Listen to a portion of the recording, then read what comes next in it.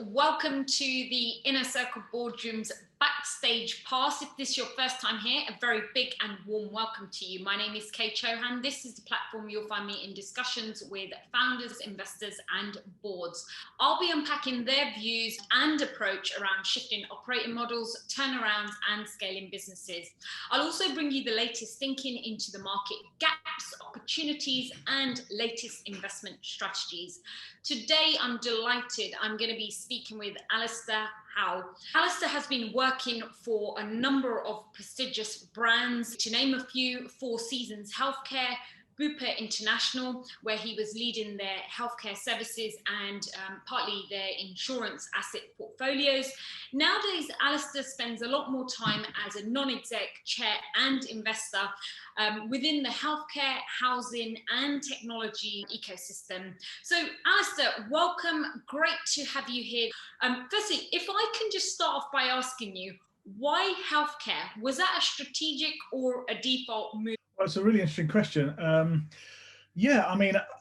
I didn't set out in this world thinking I was going to end up having a long career in healthcare. I ended up working for Bupa because they were looking for leaders who had people skills, had multi-site experience, and my previous role was in retail, and that seemed to connect. And all of the attitudes and aspects around retail of customer service, large, diverse and disparate populations of staff, multi-site businesses, supply chain, etc., all lent itself very, very well to healthcare.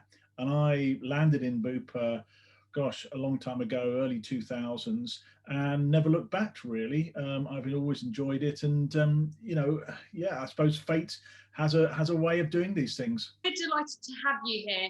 Especially given your interesting diverse background, obviously housing, healthcare, health insurance in the UK and internationally. So what I'm looking to uncover here today is both the impact and implication. We know that most healthcare providers were not strategically prepared for a pandemic of this sort. So that would have had some level of impact and implications, both operationally and financially. And also your thoughts around how investors should be strategically thinking about their investment portfolios moving forward. So let's start with understanding with your views on whether our healthcare system is actually fit for purpose. The short answer is no, it isn't. I mean, you only have to look at the creaking of the healthcare systems, on a very regular basis. And now we're sitting here with, some very fundamental issues around supply and demand and the ability of the healthcare system to provide what a new generation, a different generation of healthcare needs are. So I think the short answer is no. Many of the lobbyists and trade associations have for many, many years been talking about how difficult it has been to be strategic and taking a long-term view around investment. And I think this is just, COVID has just accelerated some of the underlying fundamental issues that are there in the healthcare system. How would existing operating models have been impacted and shifting as a result of this pandemic? They've all had an impact. Financially, a lot of them have found it extremely difficult. They've had huge income loss as a result of falling occupancy.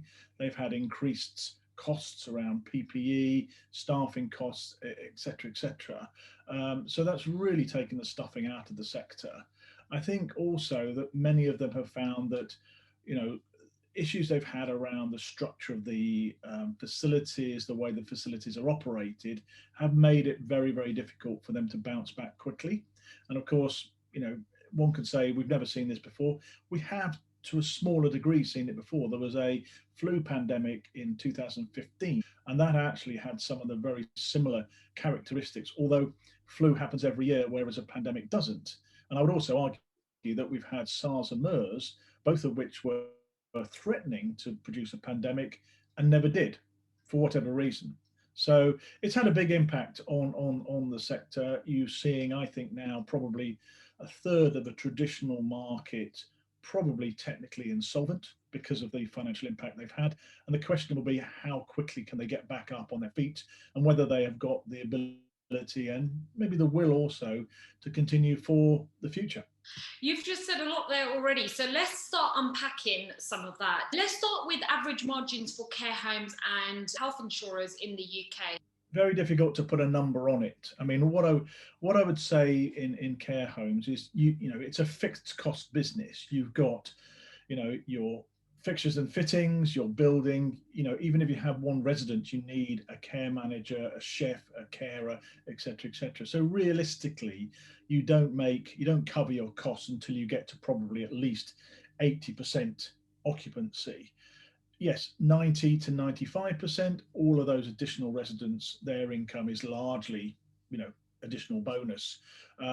So I think, when you look at the fact that the care home sector has dropped around about 10 to 12% as a result of occupancy drop, and that's both deaths and non-admissions. You only have to look at a provider who was, let's say, averaging maybe early 80s percentage occupancy, and now we're down in the early 70s. But you combine that with the fact that you've got staffing issues, and staffing issues come in a number of different ways. First of all, people who are off because they're having to be at home for 14 days because they may have COVID, people who've generally got COVID and may well be off sick for a longer period. And then you've got the fact that you need to make up those staff numbers with agency. So, you could be looking at somebody who's been making a happy, 30% EBITDA margin, and suddenly that's been wiped out almost overnight. I think it's very difficult also to say generally what it is that's a margin, because, there's a whole number of varieties in here, small homes versus large homes, purpose-built versus conversions, those who are doing nursing versus residential, those who are doing more specialist sectors, say acquired brain injury, or so on and so forth. I'm a little bit out of touch on the insurers, but generally speaking, on the insurers, I think they've had largely a better time than they have in previous years. The pure reason for that is lack of claiming. When you have a pandemic, most people probably would put off having, you know, dare I say it, more cosmetic items done. They will only do the absolute essentials that mean life or death. So you won't see people taking elective surgery during the COVID crisis. And actually, the hospitals are just not available, whether they be the NHS hospitals or the private hospitals. And we can see that with things like cancer treatment, where a lot of people have said, I'm sorry, you can't come in for your treatment. You're going to have to wait until COVID is over, or we have the capacity to do it. And we've heard many stories of people whose conditions have actually declined quite dramatically. So I think the insurers have probably had a reasonable time of it. Their operating model is easier to put online. Many have already been online for many, many years. So you don't have that physical interaction that you would have previously, where your business can't continue. You can do that with an online model. Do you think from a consumer perspective, those premiums are likely to increase now? I'm not sure. I think there'll be a lot of pressure for insurers not to be seen to be profiteering from this crisis. And you can see it genuinely with the car insurance market, where many of them are saying, yes, we recognize that your car has not been on the road for several months and therefore has not been at risk. And therefore, reduced mileage, we should take that into account when we're setting the premiums again. So I don't think you will see that necessarily coming through in premium hikes. No, I don't think they will. I don't think they will do that. We spoke about the drop in occupancy, and we spoke about margin. Typically, even if we take a average of 30%, does that make healthcare businesses a profitable and sustainable operating model for existing and those that probably looking to enter the marketplace? It's a difficult question. I think if you step back strategically, the answer will be yes, because the demographics and the general underlying healthcare demand is always going to be there, and generally is growing. So elderly care, you'd only have to look up the numbers of people who are elderly and those people who will become elderly to see that there is demand for that. And I think as an investor, yes, it's still an attractive market, but as we've seen over many, many years, it's beginning to polarize. There are certain segments which are not attractive and I think have become even less attractive. And yet there are those which are probably always been attractive and have some degree of resilience and may well be more attractive in the future. And let me just sort of expand a bit on those. The local authority funded market at the moment is not great. It never has been brilliant. It's been obviously a volume driven market with relatively low margins. We've not seen strategic financial support from local government during this crisis. They have been quite happy to reflect on their own internal economics rather than looking to support the strategic continuation of assets in the market. Privately funded care homes with self-funded players have always been relatively good because they operate in a much freer market. They can establish the fees as they see fit, and they can also, if you like, correlate the fees for the services that they offer.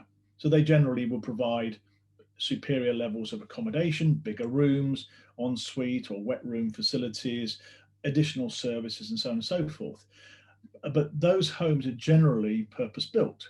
And what we've seen during the COVID crisis is the need to have barrier nursing, the need to be able to isolate people and to care for them in a way which doesn't allow the spread of the disease into the larger care homes. Now, that is much, much easier to do when you've got more space, you've got self contained bedrooms, maybe you've got better quality of staff, maybe more staff, and that is funded largely by having better fees.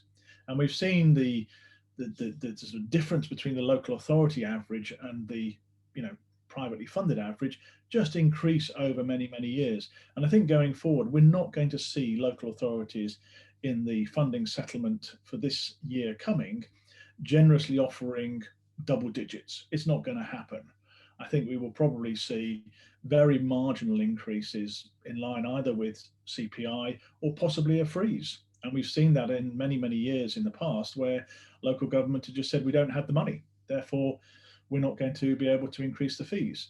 And the economics of the economy means that they are probably not going to have huge increases in their income from either central government or from local taxation because the economy isn't doing so well. So I think anybody who's in that sector needs to be looking over their shoulder very, very quickly about what's happening. Those people who've got purpose built, high quality, attractive assets, I think will find themselves in a better position. Do you think that some of these local councils will privatise some of those portfolios? And we've seen that in the past where they've sold off assets. Do you anticipate that could potentially happen? Well, the majority of that has already been done. Certainly in England, there was a large amount of 2P transfer of assets. I ran assets for Bedfordshire, Berkshire and Powys 20 years ago.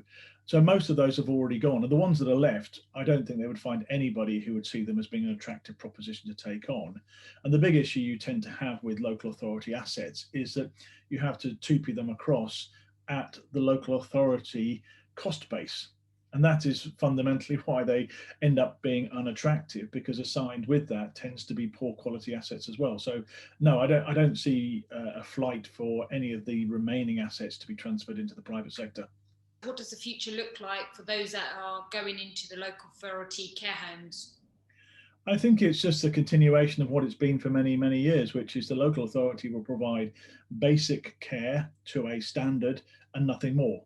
So just when you say basic care, what does basic care actually mean? So you will get, the care that you need from the care staff. You'll get 3 square meals a day, but you won't get the enhanced facilities and additions. So if you go into a self-funded care home, typically, as I say, you will see a larger bedroom. You may have not just an ensuite, but an ensuite with a shower, much like a hotel style accommodation.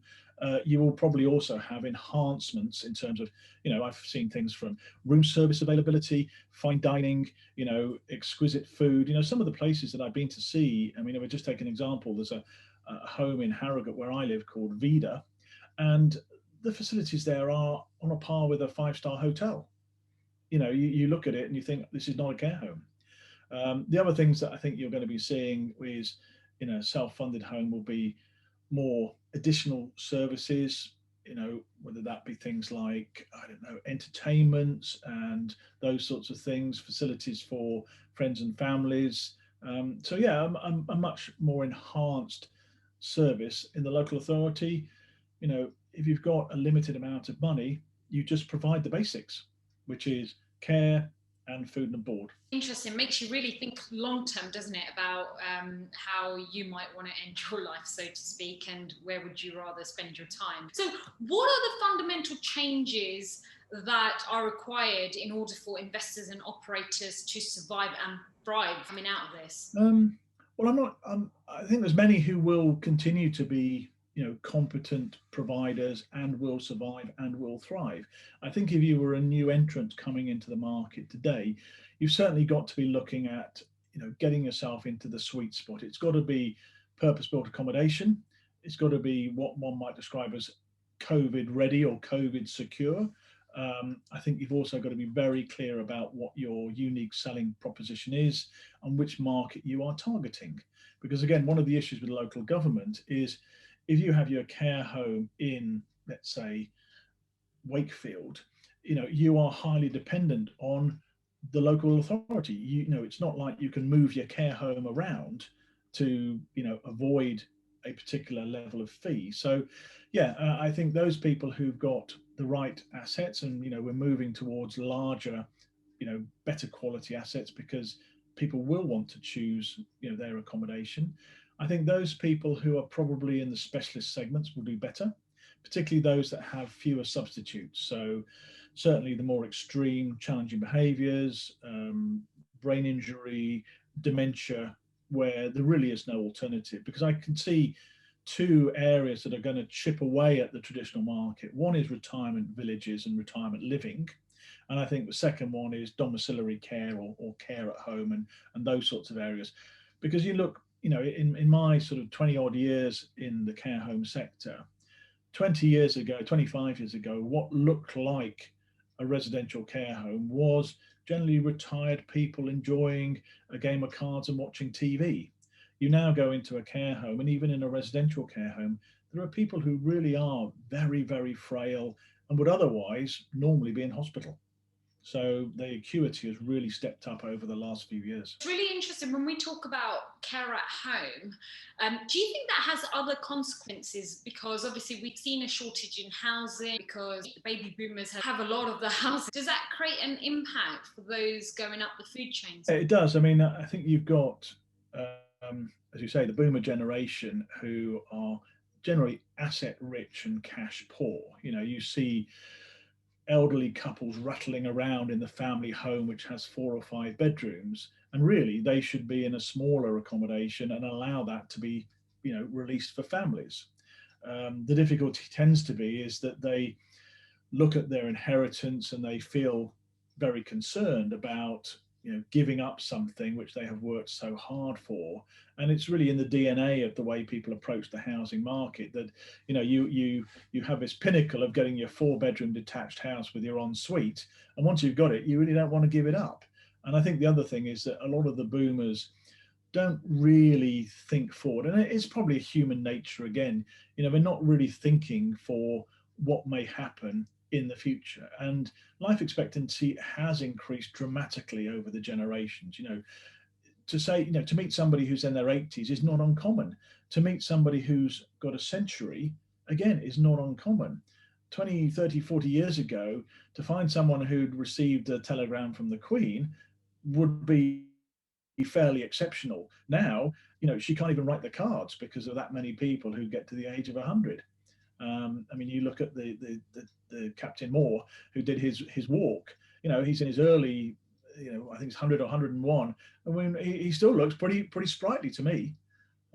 So yes, there really is a need, I think, for us to rebase and to reconsider how housing happens, because we have also the other issue of people living with chronic illness and disablement for many, many years. Even though you may well be 70 or 80, what is the quality of your life? Can you get up the stairs in a 2-story building? And the case often is that people have a long life, but the quality of that life is not great or not as good as it should be. So how do you think that regulators' policies and standards coming out of this could change moving forward? Well, unfortunately, it's always been that big football that's been kicked into the grass on many, many occasions. I mean, we've had that many green papers, white papers, and all the rest of it, but no actual action. And the government currently has talked about grasping the nettle around elderly care, but I've never seen anything come from it. We've had various reviews, commissions, and what have you that have come out with suggestions, but they are all, well, they have two fundamental issues. One is they cost, and secondly, they are often political suicide because you're having to challenge that part of the population who are going to have to make some very, very difficult choices about their lifestyles. And, if you're not popular, you will not get voted for. And that has been one of the major issues for governments of whatever colour they might be. But I do think you'll see market forces taking over. I mean, one of the big issues we've seen recently has been an increase in the retirement village concept, which actually is very interesting because I think they are offering a genuine better way forward. Typically smaller accommodation, often very expensive. So you maintain your resource, so to speak, you maintain your capital and equity, but you are then releasing, let's say, a 4-bedroom house for redevelopment for a family, and you're moving into a more American style community living where you have lots of things that would help you, such as canteens and restaurants, facilities and features outdoor space and so on and so forth. And those have actually done very well in the COVID environment because that community has been able to form a bubble, and that community has been self-contained, and that community has had support. Whereas I know a lot of elderly people have felt very isolated during COVID because they've had to lock down in their own house. Their relatives often maybe a long way away, or can't interact with them because of the risk of spreading COVID. So actually that solution has come out, I think, at a really nice time. Really interesting point you make, and we've seen that some of the hotels are starting to shift their operating model to start going to providing some of. We compare the UK to the US. The challenge we have predominantly is the space of land that we have available to us. So it'd be interesting to see whether the hotels can enter this market and fill that gap. I know we've been talking a bit about cost-based already, but how would the COVID impact? What does that do to profitability of the sector in face of high debt leverages in many companies? I think the first one, it is compressed margins for all the reasons we've said. We've had reduced income, not just fees not maybe moving in the way that they should be, but also occupancy obviously declining quite dramatically. You've had increased costs. I mean, a lot of care homes were absolutely taken to the cleaners around personal protective equipment, certainly in the first quarter of the COVID crisis, say from March through to around June or July, where they were just paying out for things at 10 times the price that they should have been charged. You've also had, obviously I mentioned staffing costs, both costs of having to pay staff who aren't working because they're shielding or they're off because they're sick, and also having to bring in additional staffing, agency staff, and so on and so forth. And I think you've also seen there that has not bounced back. So you've not seen people coming into care homes during the crisis generally, partly because they've either not been allowed to legally, they've not been allowed to come into a care home, or they're feeling concerned. They don't want to come into a care home because of the risks that they perceive. And that's unfortunate, really, because, the initial COVID issues within care homes were not of the care homes making. They were largely of the making of the NHS, who took people out of hospital untested and put COVID into the care home sector where it ran rampant, really. But for investors, I think it is asking quite a few of them to really reevaluate what they want. The good thing about any discontinuity in the market is there are opportunities. Now, you have to be an investor which is prepared to take that on. So I have seen many investors who really have struggled with COVID, thinking that care homes are all very easy and lovely and no problem at all. And others have actually said, here's an opportunity to consolidate, here's an opportunity to buy in, here's an opportunity where we see the market supply contracting, but the demand remaining the same.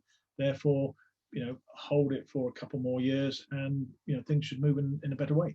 Talking about the relationship of the consumer, the provider, and the regulators as well. Obviously, there's been a bit of backlash between the NHS, the care homes. We saw that when there was all that talk about the numbers and not knowing what the numbers were in care homes, and the NHS putting patients into the care homes because they couldn't deal with the overflow. How do you think the government and regulators' relationship with care home providers will change? I don't see it fundamentally changing. The NHS is this revered institution within the United Kingdom. It's largely seen that it can do no wrong. It doesn't operate in a true market. It is a monopoly provider. And yeah, my connections and experience with the NHS is that the NHS comes first and everybody else comes second. And I don't see that changing at all. I don't see Matt Hancock's rhetoric really delivering anything at all. It's very interesting that we had a short period where he wore a badge that said care on it as opposed to NHS, but that disappeared after a few weeks. Things could have been done for the staff to turn them into genuine key workers. But I know many care home staff who turned up to supermarkets in their work uniform, and because they don't have an NHS card, they are turned away and not allowed to go to the front of the queue, which is terribly, terribly unfair because they've been doing a shift, for 8, 10, 12 hours, just the same way that somebody in the NHS has been doing it. So I don't see that changing at all. The regulator, again, probably not either. I mean, obviously the regulator is not a genuine national regulator because they are by England, Scotland, Wales, Northern Ireland, etc., etc. But they have been pretty dormant during the period of the COVID crisis. I don't think CQC have really championed the sector in a way that they could have done, particularly around things like PPE prioritisation. I heard many stories where, orders that had been placed with long-standing providers and suppliers into the care home sector were suddenly usurped because they had to go to the NHS. And then, the regulator gave the care home a black mark because they hadn't got enough PPE. It wasn't for want of trying, it was because the NHS had taken it all out of a supply chain. And really, I would have liked to have seen the regulator step up and be much more of a voice for the residents in care homes and really a bit more understanding. There's been issues, for example, around agency staff and not wanting agency staff to move between care facilities. Well, that's the nature of agency staff. They have a top up. So what do you end up? You end up then having to put agency staff on permanently. Well, that doesn't really make the situation any better. You also had the situation where, care home staff and care home residents have been told that they can get vaccinations and what have you. It's taken an awful long time for those to come, particularly with testing kits early on. A lot of the testing kits were very ad hoc and sporadic, yet the government talked about making care homes available for visitors. Well, the short answer is no, that didn't really happen. Again, the rhetoric and the reality were very, very far apart. And finally, I'd say on the regulator, I don't want to have a pop at the regulator, but I just don't think they've done a great job. We've had the situation where many of them have wanted to come into care homes, but have not come in being either vaccinated or tested to make sure that they are not super spreaders. And when they've come into care homes, largely it's been to mark down care homes rather than necessarily do an inspection and put them back to where they really justifiably ought to be. So it's very difficult situation at the moment. I think partly the problem with the regulators is maybe they need people like yourself, commercial individuals who've been at the forefront and been involved in the operational aspect of it. Maybe that's part of the challenge, is that these guys haven't. Obviously, I don't know the portfolio and the background of these individuals, but maybe you should go into being one of these regulators so you could help provide some of that change.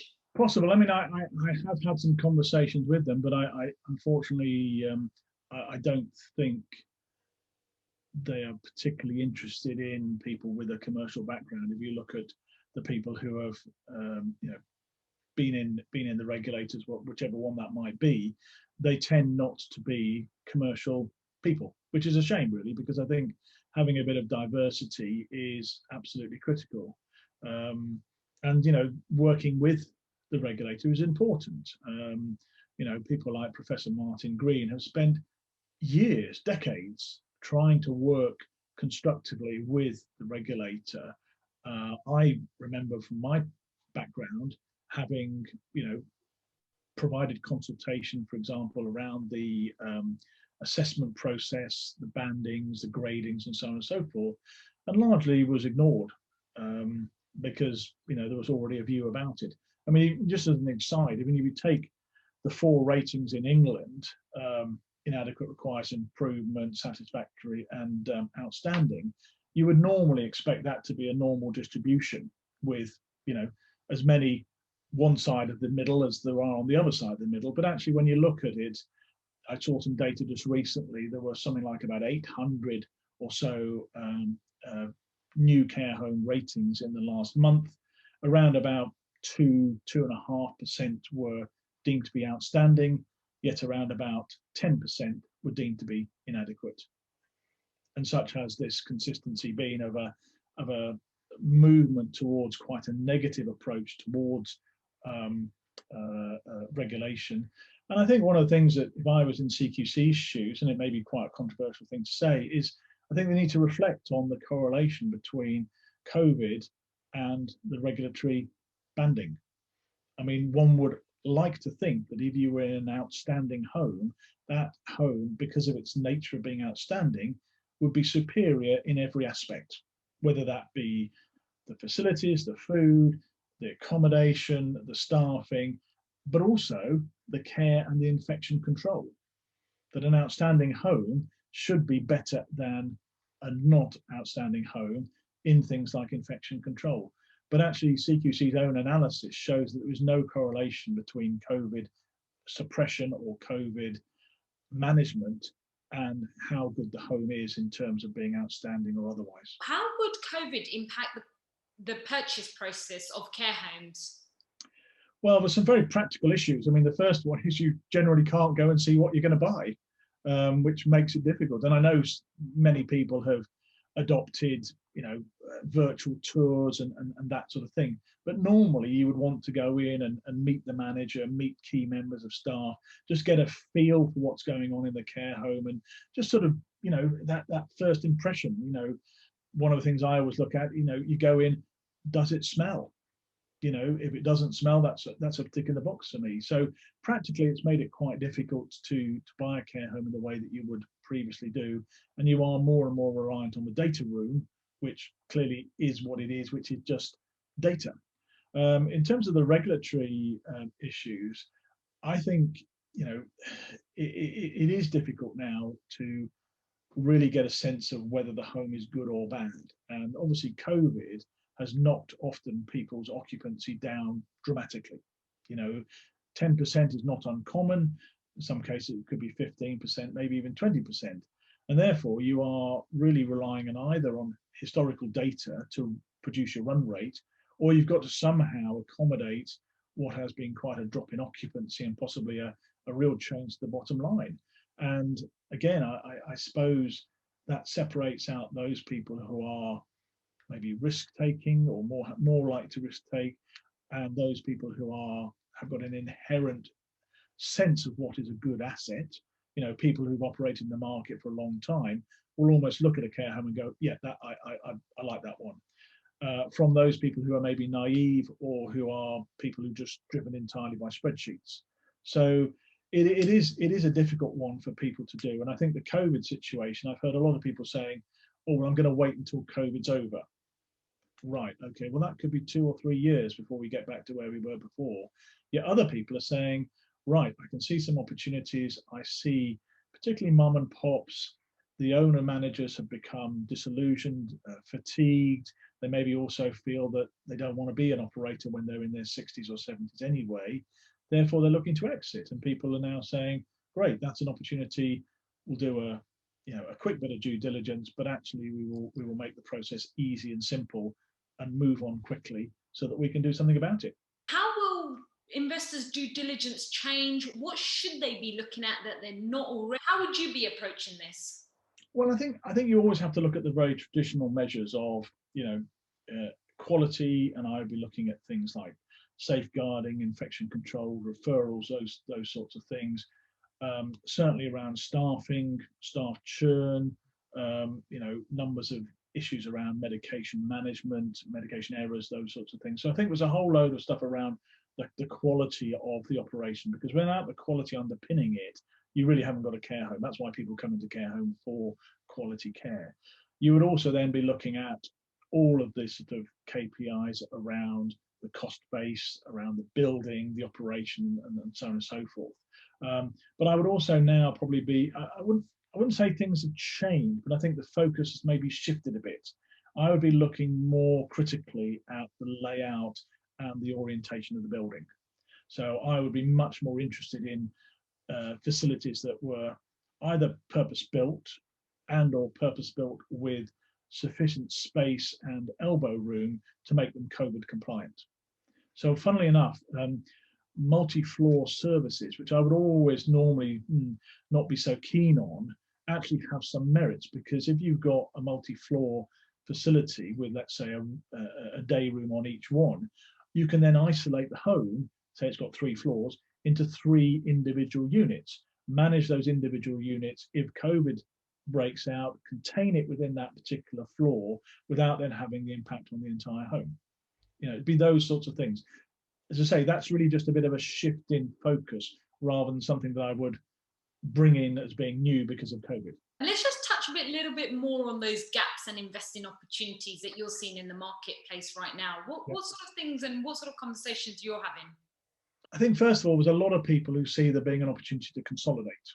And I think that comes from 2 angles. One is people see facilities for sale and they see the opportunity to consolidate what is a very, very fragmented market. I mean, even at the best of times, 75% of the business is a very, very long tail of small operators or single owner entrepreneurs. And that has just been shouting out for years to be consolidated. The other thing is you've had the breakup and change in some of the larger players. So actually the larger players have become weaker. You've seen Four Seasons, for example, effectively, unpacking itself and selling things off. You've seen, for example, European Care a couple of years ago just disappear in the same way. Bupa sold off almost half of its assets, largely going to HC1 and Advinia. But again, those larger players are actually not as large as they used to be. So there's a real opportunity, I think, in the middle ground for regional players, for players who are more specialised to bring things together. I think you're also seeing opportunities around the fact that you've got possibly new sources of accommodation. I mean, the whole demise of the retail sector is certainly throwing up opportunities.